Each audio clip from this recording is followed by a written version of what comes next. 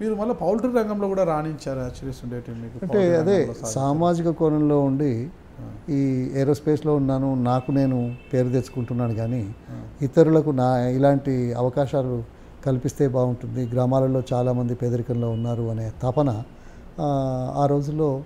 సరే, మాధవరెడ్డి గారని AP IDC ఎస్ఎస్ఐడిసి చైర్మన్గా ఉండేవాడు. He was the youngest parliament member in 1952. అదో చరిత్ర. ఆయన కొద్దిగా అభివృద్ధి భావాలు కలిగిన ప్రోగ్రెసివ్ ఐడియాలజీ మనిషి. ఆ తరం సోషలిస్ట్ పార్టీ ఉండేవాడు. తర్వాత కాంగ్రెస్లో చేరాడు. అయితే finally became leader of the opposition from Telugu Desam in 1984. అది వేరు. సరే, ఏదైనా ఆయన పునాది ఏంటి అంటే తెలంగాణ ప్రాంతంలో గ్రామాలలో ఉపాధి కల్పించడానికి అత్యంత తక్కువ పెట్టుబడితో చేసేది పౌల్ట్రీ రంగం అనేది గుర్తించి ఒక ఇంటిగ్రేటెడ్ పౌల్ట్రీ కాంప్లెక్స్ తయారు చేయాలని, ఆనాడు ఎగ్ పౌడర్ కూడా చేయాలని ఆనాటి ఫైనాన్స్ మినిస్టర్తో తీసుకొచ్చి కంపెనీ స్టార్ట్ చేసి ఫౌండేషన్ వేయించారు. దాంట్లో పెట్టుబడికి నన్ను చూశాడు. సో నేను అంగీకరించి వచ్చాను. కానీ ఆ యూనిట్ కరీంనగర్లో స్టార్ట్ చేశాం. ఇప్పటి కెప్టెన్ లక్ష్మీకాంతరావు గారు, he was one of our directors. I'm the ఎండి. ఆయనేమో చైర్మన్గా ఉండేవాడు, మాధవరెడ్డి. సో అలా మొదలైంది. సో అది పూర్తి స్థాయికి రాలేదు.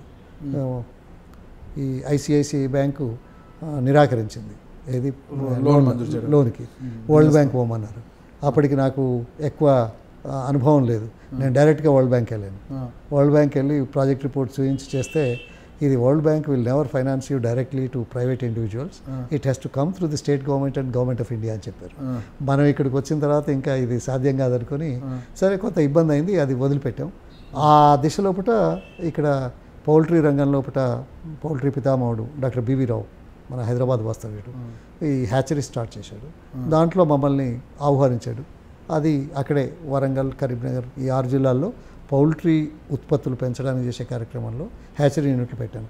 78, 79 వచ్చిన 1 ఇయర్లోనే. అదే ఇప్పుడు ఇంకా నడుస్తూ ఉంది. ఇప్పుడు తెలంగాణలో 6 జిల్లాల్లో ఆ రోజు 5,04,5 లక్షల పౌల్ట్రీ పాపులేషన్ ఉంటే ఈరోజు దాదాపు 10 కోట్ల పైచిలకైంది. ఓకే, మీకు ఇప్పటికీ ఉన్నాయా సార్ హ్యాచరీస్? హ్యాచరీస్ ఉన్నాయి. ఇప్పుడు ఎన్ని కొనసాగుతున్నాయి సార్? అంటే అదే ఈ డే ఓల్డ్ చిక్స్ తయారు చేయడం, అమ్మడం, అదంతా మా వాళ్ళు చూస్తారు. నేను ఎన్ని ఉన్నాయంటున్నారు?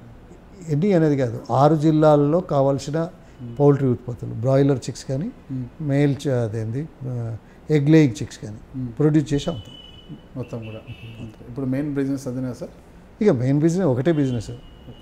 రియల్ ఎస్టేట్లో కూడా ఉండేవారు, హనుమకొండ దగ్గర ఎక్కడో రియల్ ఎస్టేట్ కూడా వేశారు అని అంటుంటారు. ఇక అన్నీ మీకు ఎక్కడెక్కడి సమాచారం వస్తుందో, అందుకే వెరిఫై చేయకుండా ప్రసారం మంచిది కాదనేది నా ఉద్దేశం, నా సలహా. అందుకే క్లారిటీ తీసుకుంటే. అదే క్లారిటీ కాదు. ఇప్పుడు ఏముంది, మీడియాలో మీరు ప్రశ్న అడిగారు, అది వాస్తవం కాకపోయినా మీకు తెలవకపోవడం వల్ల అడిగారు, నేను తప్పు పట్టాల. కానీ ఇది ప్రచారం అవుతుందా లేదా? అక్కడే పౌల్ట్రీ రంగమే కాదు, రియల్ ఎస్టేట్ కూడా. రియల్ ఎస్టేట్ ఎందుకు లేదు? ఓడలు కూడా బిల్డ్ చేశారు, లేకపోతే ఈ రోడ్లు వేసాడు అని ఎందుకు అడుగుతలేవు? ఉంటే చెప్పేవాళ్ళు ప్రజలు. అందుకే మనం అంటే మీరు తప్పుడు అర్థం చేసుకోవాలి. ఏదైనా సమాచారం రాబట్టడానికి నేరుగా అడిగితే మంచిది, కానీ ఇది ఉందా అని అడగడం వల్ల లేనిది ప్రచారం అవుతుందని చెప్తున్నాను. అది ఈరోజు వచ్చిన మీడియాలో సమస్య.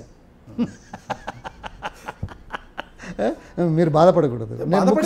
నేను ముక్కుసూటిగా వచ్చిన మీరు అదే మాకు కావాల్సింది కూడా, మా మీడియాకి కావాల్సింది ముక్కుసూటితనంతో మాట్లాడే కావాలి, ముక్కుసూటిగా మాట్లాడాలి. ఇప్పుడు మాకు తెలిసిన దాంట్లో అడిగాము, మీకు తెలిసింది వెరిఫై చేసుకోవడం మంచిది అని నా సలహా, సూచన. 1-10 మంది వెరిఫై చేస్తే ఒక వెంచర్ కూడా వేసి అమ్మినట్టు ఉన్నారు. అసలు జీవితంలో ఏ వెంచరు చేయని వాడికి మీకు ఎవరు చెప్పారో, దాన్ని మీరెలా నమ్మారో, దాని మీద మీరు ప్రశ్న ఎందుకు అడుగుతున్నారో నాకైతే అర్థం కావట్లేదు. అది అందుకే నేను మొదలు చెప్పింది సమాచారం లేకపోతే మీరేమేమి పనులు చేశారో అడగండి. అంటే నేను మీకు చెప్పేవాడిని కాదు, అలానే అది కాదు. ఎందుకంటే నాకు తెలిసిన అంశాన్ని మీకు తెలిసింది తెలుసుకోవడం అనేది మాకున్న ధర్మం. కెమెరా ముందు అడిగి తెలుసుకోవడం తప్పు అంటున్నాను. ఇప్పుడు రియల్ ఎస్టేట్ అనేది పెద్ద తప్పు ఏమైనా? నేను తప్పనిలేదే. వాస్తవం కాని విషయాలు మీకెవరు చెప్పారు? అది అడగాలని మీకెందుకు అనిపించింది? దాని బదులు మీరు ఏమేం కార్యక్రమాలు చేశారు అంటే నేనే చెప్తాను కదా. కార్యక్రమాలు వేరే, వ్యాపారాలు వేరే. అదే వ్యాపారం ఏమేం చేశారంటే నేను చెప్తాను కదా. కార్యక్రమాలు ఎవరో ఏదో చెప్పింది, ఆరోపణ చేసింది, లేకుంటే ఊహించి చెప్పింది, అవాస్తవాలను చెప్పింది మీరు అడగడం వల్ల ప్రజల ముందు అవుతున్నది అనేది నా వాదన కాదు, విన్నపం. అంతే కదా.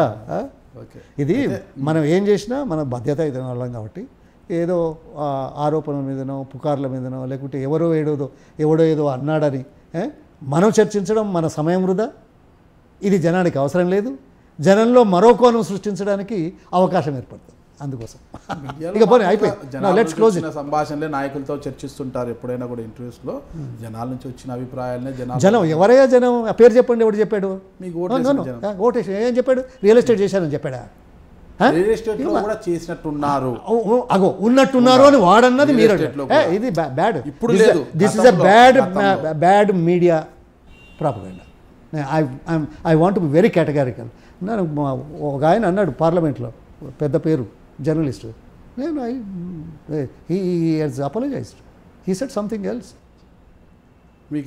అవును, రికార్డ్ అవుతుంది కాబట్టి కాదు, రికార్డు ఇది తీసేసిన తర్వాత మిమ్మల్ని అడుగుతాను, నాకెవరో చెప్పారని అంటాను. మీరు ఎంత బాధపడతారు చెప్పండి. అందుకోసం మన విద్యుక్త ధర్మం ఎలా ఉండాలో అలా ఉండాలి. విద్యుత్ ధర్మ ప్రకారమే అందరూ పనిచేస్తుంటారు. మీరైనా నేనైనా కూడా, ప్రజల్లో ఉన్నప్పుడు మీరైనా కూడా, వృత్తిలో ఉన్నప్పుడు మేమైనా కూడా, ఎవరైనా విద్యుత్ ధర్మం ప్రకారం పనిచేసినప్పుడే పోతుంటుంది అనమాట. అదే ఆ విద్యుక్త ధర్మంలో అపోహలకు, ఆరోపణలకు, ఊహాజనితమైన వాటికి ఆస్కారం ఉండకూడదని పొన్నాల మొదటి నుంచి అంటుంటాడు. అది కావాలంటే ఇండివిజువల్గా కెమెరా ముందు కాకుండా అడిగి తెలుసుకుంటే మంచిది.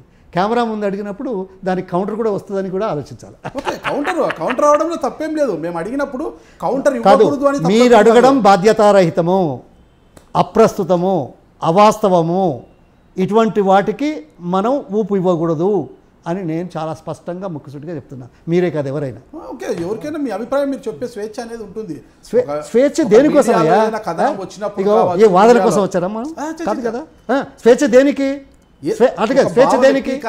భావవ్యక్తిగతం కాదు, ఆరోపణల మీద, అవాస్తవాల మీద, నిజాలు కాని వాటి మీద స్వేచ్ఛనా మాట్లాడుకోవడం? ఇదెక్కడి వితండవాదమయ్యా? మీ స్వేచ్ఛ గురించి చెప్పేదండి. నా స్వేచ్ఛ నాకు తెలుసు. మీ స్వేచ్ఛను ఇది చేయకండి. అది నేను. మీరు చూస్తున్నారు ఐ డ్రీమ్ న్యూస్ని. మీరు చూస్తున్నది ఐ డ్రీమ్ న్యూస్. అంటే కళలని నిజం చేస్తూ ప్రజలకి నిజాలని కళల ద్వారా తీసుకొచ్చే ఐ డ్రీమ్కి మై బెస్ట్ విషెస్. మీరు చూస్తున్నది ఐ డ్రీమ్ న్యూస్. మీరు చూస్తున్నారు I dream channel. For more videos please subscribe I dream. మరిన్ని వీడియోల కోసం ఐ డ్రీమ్ని సబ్స్క్రైబ్ చేయండి. Please subscribe I dream. And I am very much satisfied with the way interview went on. Kindly subscribe to I Dream. For more videos, subscribe to I Dream. And loads of fun entertainment and content. Do watch I Dream.